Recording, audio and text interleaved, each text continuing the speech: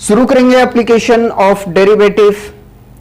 और application of derivative में first topic है हमारा rate of change of area या तो rate of change of quantity. देखिए, rate of change of area या तो पूरी एप्लीकेशन ऑफ डेरिवेटिव आपको करने में बहुत मजा आएगा अगर आपके बेसिक कंसेप्ट क्लियर है तो। ठीक है, आपको चेन रूल आना चाहिए और 9 और 10th क्लास के कुछ फॉर्मूले यूज होंगे सरफेस एरिया एंड वॉल्यूम के, वो आपको आना चाहिए। ठीक है, तो शुरू करते हैं rate of change of area या rate of change of quantity. तो देखिए, हमने पढ़ा था कि y equal to f x. ठीक है, y equal to f x पढ़ा था। ठीक है, और इसको हम रिप्रेजेंट करते थे dy अपॉन dx के फॉर्म में। अब सुनो, y क्या है यहां पे? Rate of change of y with respect to x। Rate of change of y with respect to x, x के रिस्पेक्ट में y चेंज हो रहा है। अगर ऐसे नहीं समझ पा रहे तो ऐसे समझो, सपोज दैट कि y इक्वल टू मैं 4x ले लेता हूं। ठीक है, 4x ले लेता हूं, या स्क्वायर लेना चाहे तो स्क्वायर ले लीजिए। ठीक है, अब देखो, जैसे जैसे हम x की वैल्यू को चेंज करेंगे, या तो बढ़ाएंगे या घटाएंगे, उसी तरीके से y की वैल्यू घटेंगे। फिर से रिपीट करता हूं, x यहां पे इंडिपेंडेंट वेरिएबल है, y डिपेंडेंट वेरिएबल है, x इंडिपेंडेंट वेरिएबल है, y डिपेंडेंट वेरिएबल है।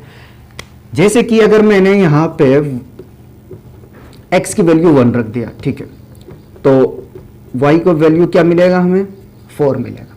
लेकिन जैसे ही मैं मान लो कि x की वैल्यू 2 रख देता हूं, ठीक है, तो y का वैल्यू क्या मिलेगा हमें? 2 का स्क्वायर 4, y का वैल्यू मिलेगा हमें यहां से 16।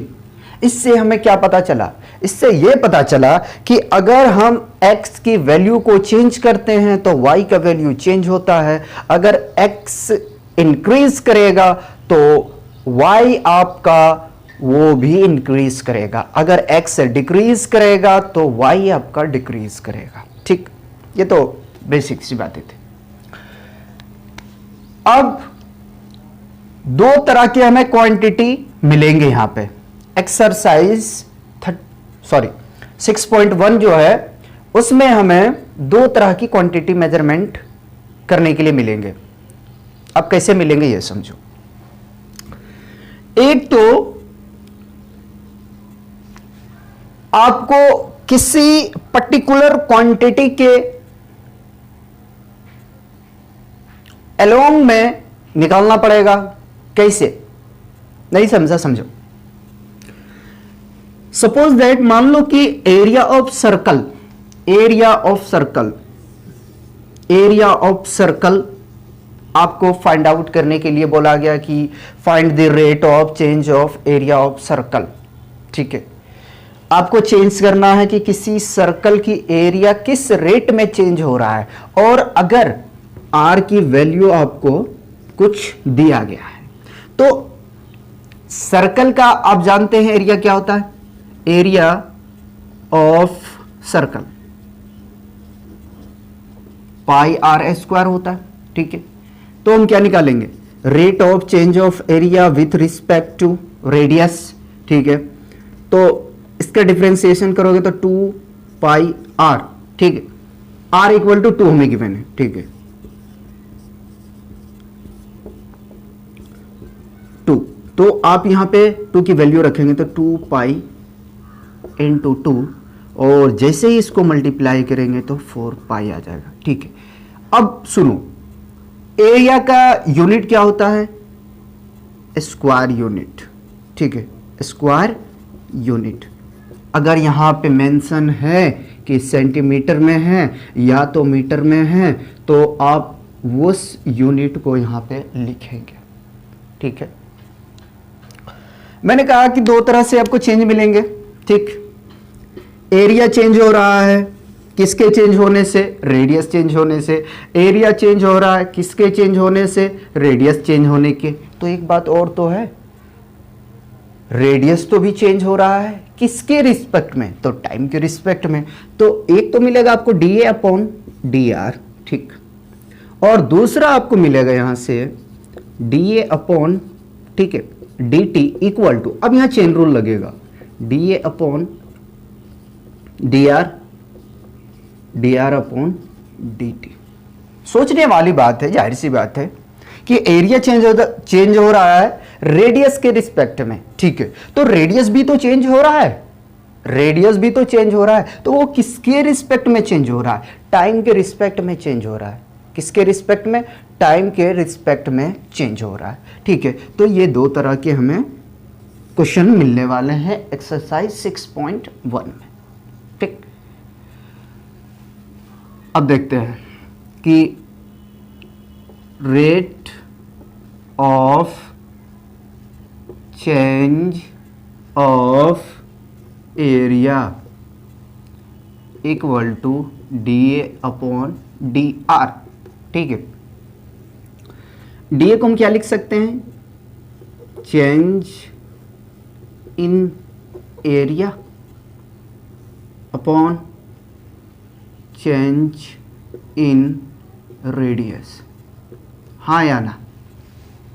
ठीक है, ये लिख सकते हैं।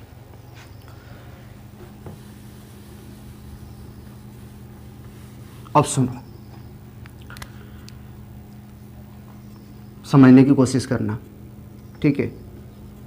Rate of change of area per unit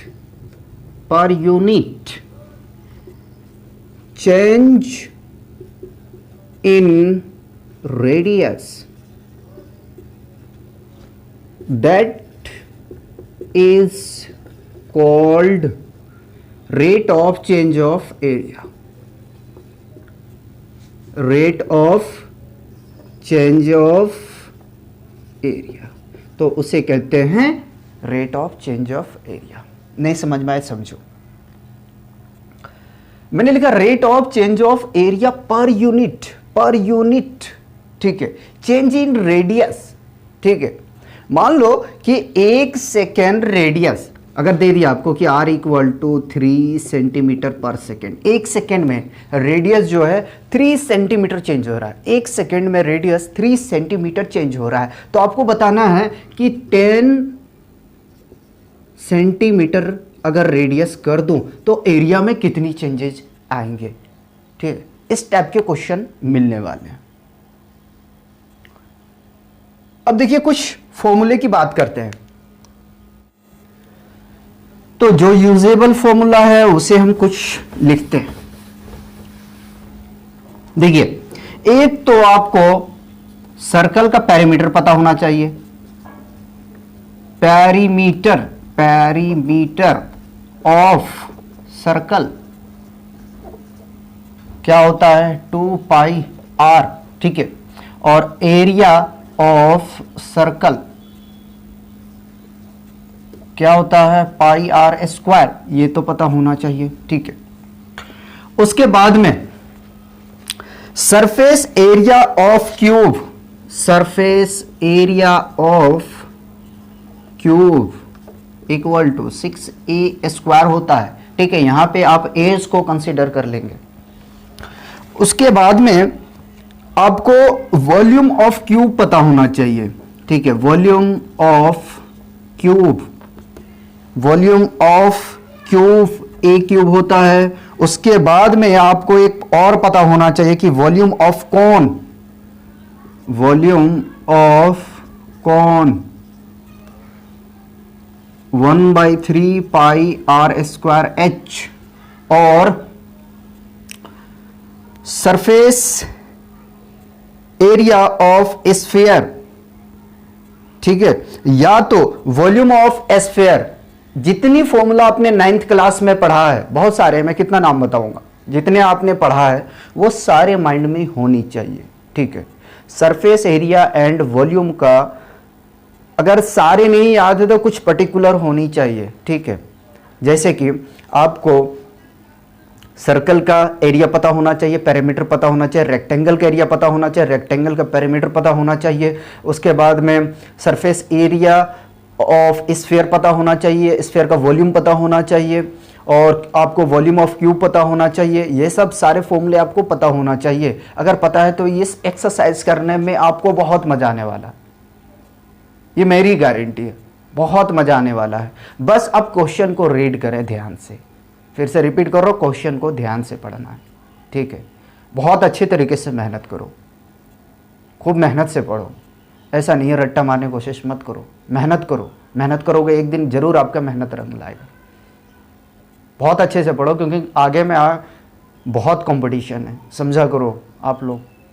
12th class बहुत अच्छे स्टैंडर्ड है, ठीक है। 12 के बाद से आपका लाइफ बिल्कुल चेंज हो जाएगा। यहाँ से आपको चूज करना पड़ेगा कि मैं किधर जाऊँ, क्या करना है मुझे।